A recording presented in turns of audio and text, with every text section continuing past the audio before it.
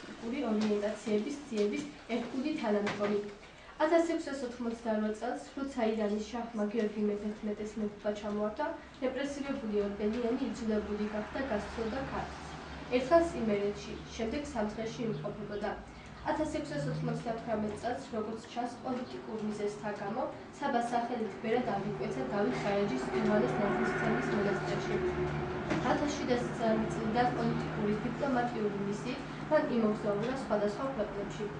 გარკვეული პოლიტიკური მოსაზრებებით ორბელიანმა მიიღო კათოლიკური აღსარებლობა.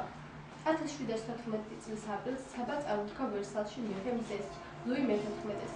მთელი მოხსენებით საქართველოს მძიმე მდგომარეობის შესახებ და სთხოვა ვახტანგის განთავისუფლება თხოვიდა, რისთვისაც საჭირო იყო 300,000 ეკიუის გაღება, სპარსეთის გავლენიან პირთა დასასაჩუქრებლად. იმპერატორმა ორჯერვე ღირსეულად მიიღო საბა, დაათვალიერებინა ვერსალი. არ იცოდა ვახტანგის გამოსახსნელად ფული და მორალური დახმარება შეპირდა, თუმცა დახმარება ვერ მიიღო. ორბელიანი ლუდოვიკო მე-14-სთან ალოდინეს და მე-15 კაცებს შევიდა. 13 ლუდოვიკო კედლიდან იყურება, ციცასე ფერება მე-14. ხალხმა დაუკარგა მეფის სიყვარული, მეფეს ხალხზე უფრო კატარი ცდება. ხელმწიფეს საბას ნაუბარი მოისმინა რა. ოჰო, თქვა და თითქოს კიდე ცინანა. მაგრამ ამითი არაფერი გამოვიდა რა. რაც შეიტანა, ისევე ის გამოიტანა. სახელგანთქმულო სადიდან ემჩმან ქართლისა. წვიმა არ არის, საბას კალთა დაუსენა რა. თოვლი არ არის საბას. ქართველი მეგონა და სპარსი ყოფილა. წარმოთქვა ბალხმა, ყური მოჰკრა და საბას სპარსის. არა, პატარავ, ქართველი ვარ, ქართველი გესმის? უი, დედასთან წამიყვანძია. საბას ცრემლები მოეძალა, ატირდა კაცი. თავის ბავშვობა გაახსენდა, თავის ტანძია. ვითეს ყმაწვილი საქართველოც ასე მცირეაც, საქართველოსაც ვითამ ყმაწვილს ასე ყიდიან.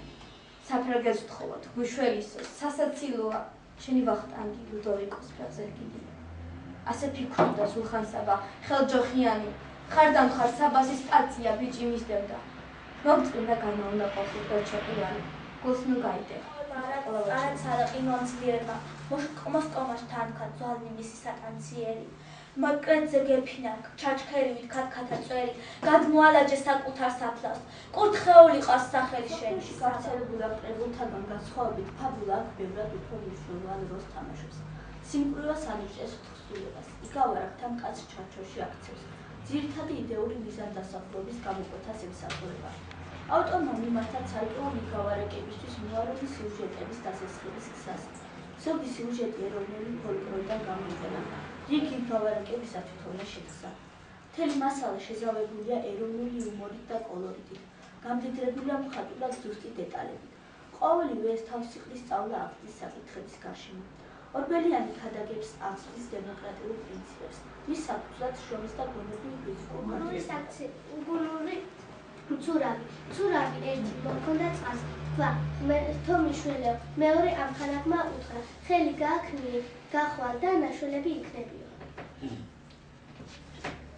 ორი ცრემლი და საქართველოს გახურებს საბა, ვერ დაუნახავს დღეს უცრემლად ქართველსა ქართლი, ორბელიანმა თვალის ჩინი დაკარგა ალბათ პირიქი, ერთობ კარგად ხედავს და მიტოვს ტივის, მამული სისხლით გააჯერეს იმდენად მტრებმა, წვიმას ვერ იტან, დრო და დრო ცრემლის ეწვეთავს საბას წვეროდა, თითქოს თოვლით თეთრი წვერი თოვლით თმება.